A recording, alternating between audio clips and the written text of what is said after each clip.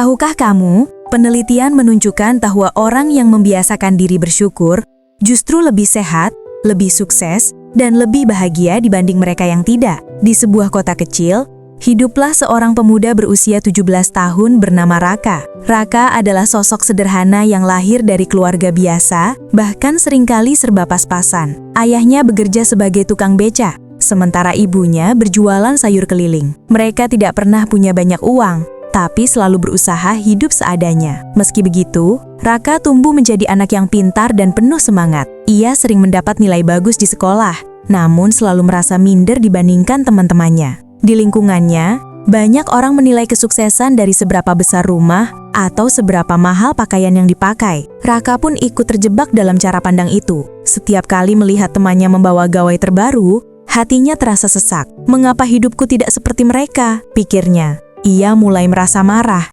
kecewa, bahkan iri terhadap orang lain. Hari-harinya yang seharusnya penuh syukur, berubah menjadi penuh keluhan. Ibunya berkali-kali menasehati, "Nak, jangan bandingkan hidupmu dengan orang lain.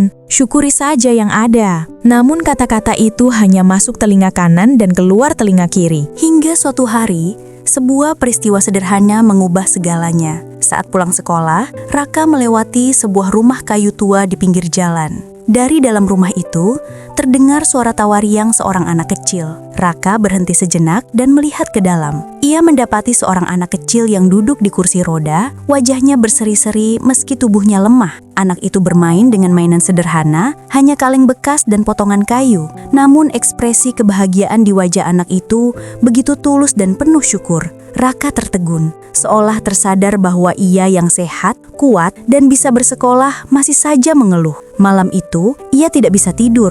Pikirannya terus dipenuhi bayangan anak kecil yang tertawa bahagia meski dalam keterbatasan. Ia mulai bertanya dalam hati, apakah aku yang salah selama ini? Apakah rasa syukur bisa benar-benar mengubah hidupku? Sejak malam itu, cara pandang Raka perlahan mulai berubah. Namun perubahan tidak datang dengan mudah karena kebiasaan lama terus menghantuinya. Keesokan harinya, ia masih saja merasa minder ketika melihat temannya datang ke sekolah dengan sepeda motor baru. Di dalam hatinya, ada rasa iri yang sulit dikendalikan. Kenapa hidupku selalu kalah dibandingkan mereka?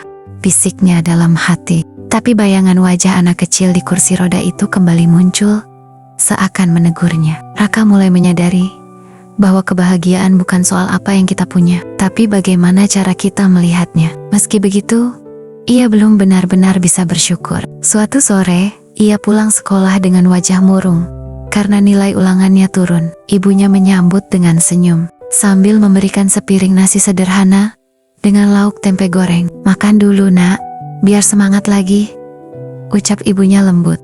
Raka menatap piring itu dengan lesu, lalu berkata, "Bu, kenapa hidup kita susah sekali? Aku capek harus begini terus." Senyum ibunya perlahan memudar, namun ia tetap mencoba menenangkan Raka. "Raka, mungkin kita tidak punya banyak, tapi kita masih bisa makan, masih bisa bersama. Itu sudah cukup untuk disyukuri." Kata-kata itu menusuk hati Raka, membuatnya terdiam. Malam itu, ia menuliskan isi hatinya di buku catatan kecil. Untuk pertama kalinya, ia mencoba menuliskan hal-hal kecil yang bisa ia syukuri. "Aku sehat, aku bisa sekolah, aku punya orang tua yang sayang padaku," tulisnya perlahan. Ternyata, semakin lama ia menulis, semakin banyak hal yang bisa ia syukuri. Namun keesokan harinya, sebuah kejadian mengguncang hatinya lebih dalam. Saat berjalan menuju sekolah, ia kembali melewati rumah kayu tua itu. Tetapi, kali ini suasananya berbeda. Sepi, tanpa suara tawa. Pintu rumah itu setengah terbuka, dan Raka melihat ibunda si anak kecil sedang menangis di beranda. Jantungnya berdegup kencang. Rasa penasaran dan takut bercampur menjadi satu. Jangan-jangan sesuatu telah terjadi pada anak kecil itu, pikir Raka. Matanya membelalak. Dengan langkah ragu, Raka mendekati rumah kayu tua itu. Ia menoleh ke dalam, melihat si anak kecil yang dulu selalu tertawa, kini terbaring lemah di ranjang tipis. Nafasnya terengah-engah, namun bibirnya masih berusaha menebar senyum. "Kak, kamu datang ya?" ucapnya lirih saat melihat Raka di pintu. Raka terdiam, hatinya bergetar mendengar suara lemah itu. Ibunda si anak kecil menatap Raka dengan mata berkaca-kaca. Dia demam sejak semalam, tapi tetap bilang tidak apa-apa, karena dia senang punya teman yang mau mampir. Raka tersentak, padahal ia merasa dirinya belum pernah melakukan apa-apa untuk anak itu. Namun, bagi anak kecil itu, kehadiran sederhana sudah cukup berarti. Air mata Raka jatuh tanpa bisa ditahan. Ia menyadari bahwa selama ini ia terlalu sibuk membandingkan diri dengan orang lain, hingga lupa menghargai hal-hal kecil yang sebenarnya sangat berharga. Sebelum Raka pulang, anak itu berbisik, "Kat, jangan sedih ya. Hidup itu indah kalau kita mau bersyukur." Kalimat itu menancap dalam di hati Raka, lebih kuat daripada nasihat manapun yang pernah ia dengar. Beberapa hari kemudian, Raka mendapat kabar bahwa anak kecil itu telah berpulang. Raka menangis, tetapi kali ini bukan karena iri atau kecewa, melainkan karena ia kehilangan seseorang yang mengajarinya arti kebahagiaan sejati. Sejak saat itu, Raka bertekad untuk menjalani hidup dengan penuh rasa syukur. Ia mulai bangun pagi dengan senyum, membantu orang tuanya tanpa mengeluh, dan mencatat hal-hal kecil yang ia syukuri setiap hari. Perlahan, hidupnya terasa lebih ringan, lebih bahagia, meski kondisi keluarganya tidak banyak berubah. Yang berubah adalah hatinya, yang kini penuh dengan rasa terima kasih. Raka akhirnya mengerti bahwa kebahagiaan sejati bukan datang dari banyaknya harta, tapi dari hati yang mampu menghargai setiap anugerah. Dan semua itu bermula dari satu hal sederhana, rasa syukur.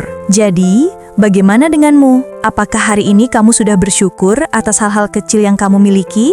Tulis pendapatmu di kolom komentar agar kita bisa saling menguatkan. Klik subscribe agar tidak ketinggalan kisah inspiratif lainnya. Dan jangan lupa share video ini supaya lebih banyak orang bisa belajar dari kisah sederhana namun penuh makna ini.